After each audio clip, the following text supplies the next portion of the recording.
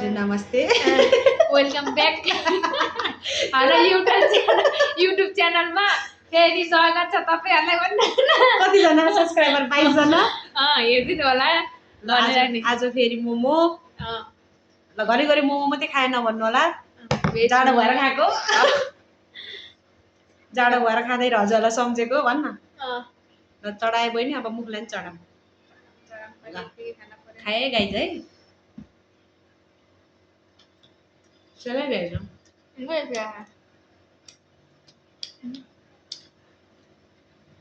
चटनी खाएन यसमा चर्को भइरहेछ ल गाइज खाना पर्यो मुखलाई स्वादिलो रसिलो बनाउँदै भन्दाखेरि तातो तातो गम खाना पाएको मजा आउँथ्यो यार सेलाइ चाहिँ कति छिटो के गर्ने अर्को चाहिँ राम्रो छैन क्यामेरा यतिकोमा हेरेर चित्त बुझाइदिनु होला भन्न पर्यो यहाँ एक सिट हालेको गाइस एक सिट अझै पाक्दै छ हामीले खाएको देखेर नडराउनु होला मिठो मिठो खानालाई हाम्रो पसलमा आउनु होला स्वागत छ तपाईहरुलाई भन्न गुरुङ छ जगतमा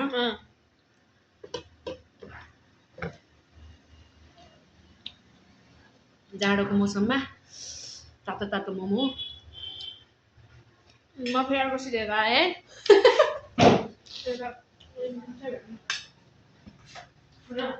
सेलाको त कस्तो मिठो नभएको त्यो खाना र यो फेरि त्यहाँ खानामा है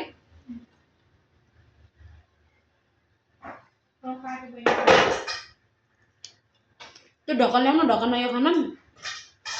सेलाइ गाइस ताताएर खानु पर्यो अब तातो तातो होला नझारा न ल गाइस फेरि तातो तातो आयो एकछिन बाफ उडेको आयो अब मुख सुक्दैन भयो मिलाएर राख्न भ्याइएन खानाको घोप्लक्कै अब पक्लक्कै खाने अब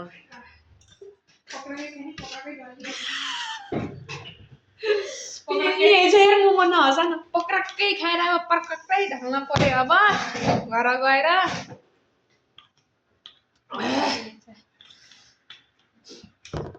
ल मोमो आयो मोमो भन्नु पर्यो अब हामीले एकचोटि त्यो चटपटालाई खाएको हाले कि हालेन रे त्यो त हाले छैन हालेन होइन तिमीले मलाई पठाएनौ र कि राम्रो भएन र उयोबाट चटपट र चाउमिन के खाथेँ मैले त्यतिर गराएको त्यो त हाल्यो त हाल्यो तिमीले 2-3 हाले अब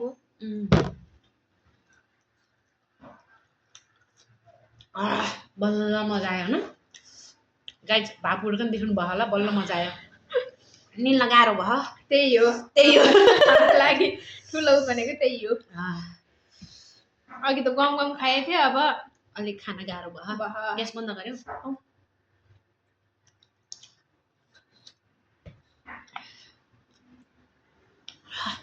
हजुरलाई कतिको जाडो लाग्यो गाइस हाम्रो यहाँ त बेसरी जाडो भयो घाम खानु घाम छुट्टीमा गयो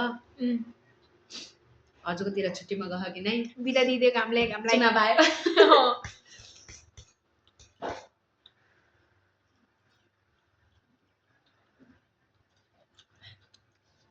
अरू कसैलाई हामीसँग यसरी बसेर खानु मन लाग्यो भने आउनु होला सम्पर्क गर्नु होला अझै खाने अझै खाने अझै खाने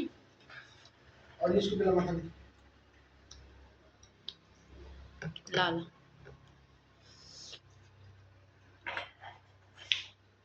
हामी त युट्युब के अरे युट्युबमा भिडियो हाल्नलाई खाँदै भिडियो बनाएको हामी त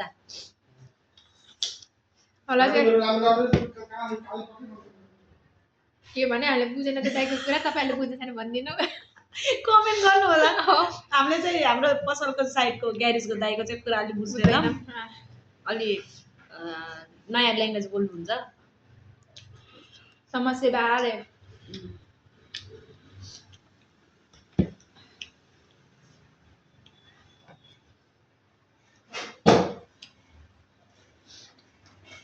आज देखेको ठिक्कै भएछ ल तिमीले आज देखेको ठिक्कै भएछ खाए मात्रै कुरा गरेन भन्नुभयो होला फेरि सेलाउँछ क्या त्यही भएर हो चाचर खाइदिएको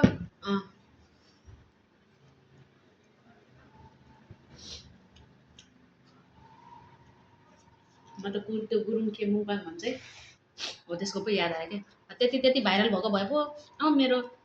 फ्यानहरूले कति मेरो भिडियो आउनलाई धैर्यता गरेर वेट गर्नु भएको थियो होला भनेर भनौँ भने होइन तिनीहरूले गरेर खान सक्दैन अब हामीलाई त्यस्तो गर्न आउँदैन गर्दैन अलिक कति भाइरल भएपछि माइक स्याक हालिसी हाल्दै नि गरौँला नि लाइट साइट यताउति अहिले चाहिँ यतिकै हेरिदिनु होला गम खाएको मिठो मानेर हेरिदिनु होला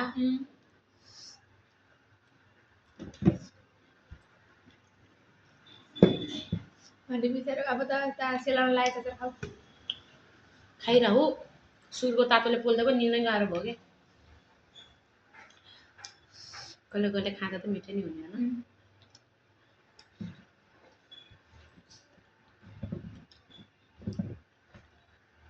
राम्रो लाग्यो नलागेको कुरा भनिदिनु होला है मेरो त राम्रै दिएछ के अरे हाम्रो आफ्नो लागि त भन्नु पर्यो नि खाँदा नि मिठै छ के अरे आफ्नो लागि त अरूले रुचाउने कि नरुचाउने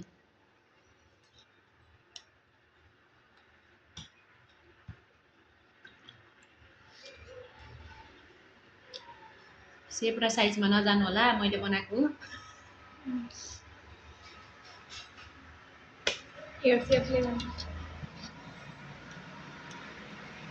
मेरो फेरि अलिक धेरै ढङ्ग हो क्या मोमो बनाउनु सेप एकै नाचको हुँदैन क्या त्यही भएर मसँग एउटा भनेर गर्दैन नघुम्ने ठाउँमा पनि घुमेर विचार गर्दै धेरै ठाउँमा घुमेर अन्त ढेँडो झैँ निल्दियो भयो एउटा त चपाउँछु भनेको त तातो भएको क्या घुर्लुको निल्न पऱ्यो होइन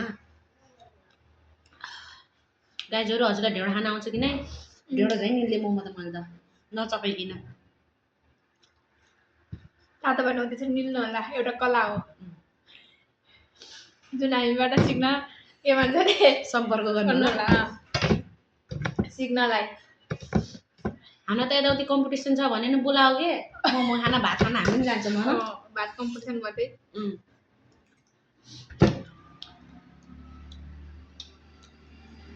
के भने हामी धेरै पपुलर भयो नि हामी राखौँला तर पहिला पपुलर हुनु पर्यो गराइदिनु पर्यो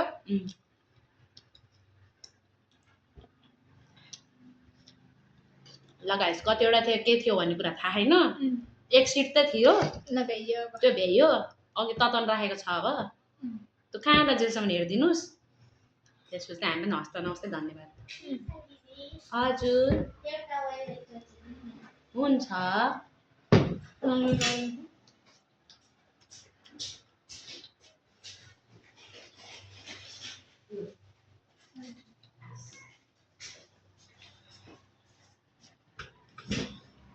के गर्ने खाँदा नि कुरा गाएपछि उठ्नै पर्ने उठेर कमाउनै पर्ने के गर्ने गाइस यस्तै छ जिन्दगी भन्नु पर्यो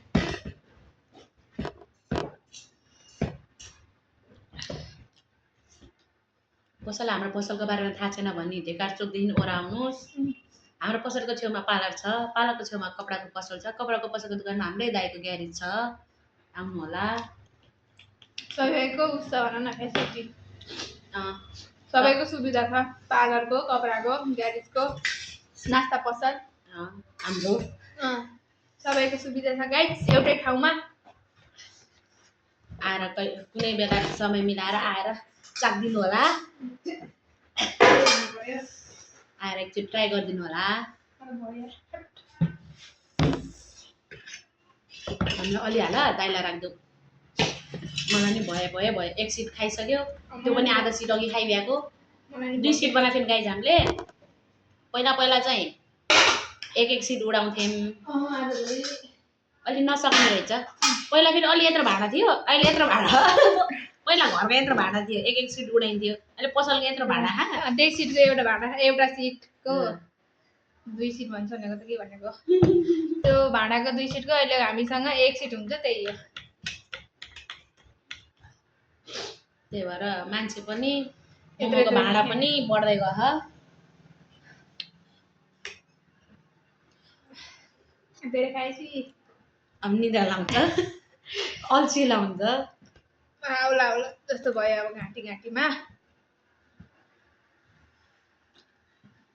योवाला फेरि मैले ठुल्ठुलो बनाएर हेर्छु क्या न गाइस आउँ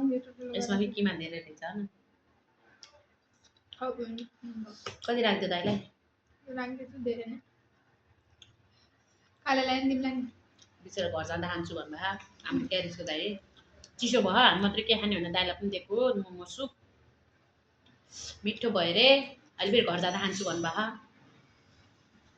भन्नुभयो पानी चलाउँछ घर जाँदा खान्छु भने कोही तपाईँ राख्छ त खानु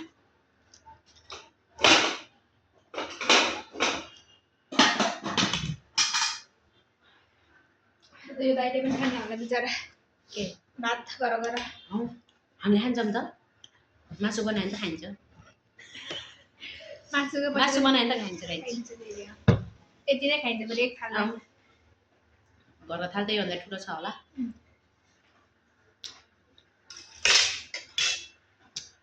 तो गाइस समाप्त भयो लगभग हामीले कति खायौँ 2.5 3 लगभग 3.5 प्लेट खायौँ गाइज हामीले दुईजनाले यति त खायो होला त्यति त खायौँ गाइज त्यति त सक्छौँ नर्मल हो ल आजको लागि यति हस्त धन्यवाद